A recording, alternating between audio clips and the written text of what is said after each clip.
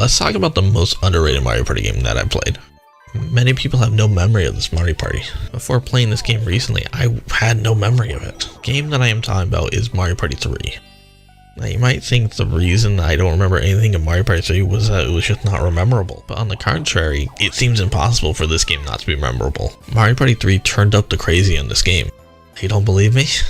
Let's start with they gave Waluigi his own board, with an island of spaces that change every turn.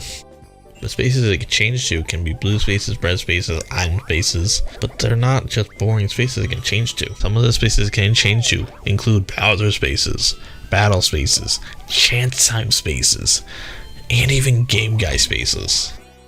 And if you don't know Game Guy, he's only in Mario Party 3 and he's a very memorable character. If you land on a Game Guy space, or another way that we'll talk about later, he will make you gamble all your coins on a minigame. All the minigames can double your coins. Some can increase your coins by 32 times. One of the minigames can increase your coins by 64 times. That means all it will take is having 16 coins to make it all the way up to 999 coins. But if you fail, which is common, he'll take all your coins. Told you the game turns up the crazy. Let's talk about the things that you can do while you're on the board. Like walk backwards. In some places of the board you can walk to a locked door and walk back to land on a different space than you were going to in the first place.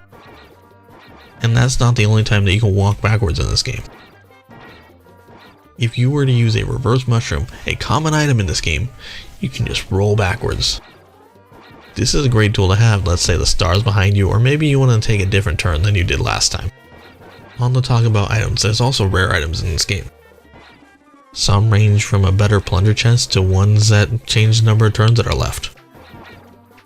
I will go through the items from least useful to the most useful. Starting with the barter box, which is a better plunder chest allowing you to take all of a player's items. And then there's the Koopa cart that allows the player to take all the coins from the bank by just walking past. Right now I understand that these items do not seem all that game breaking, but just wait.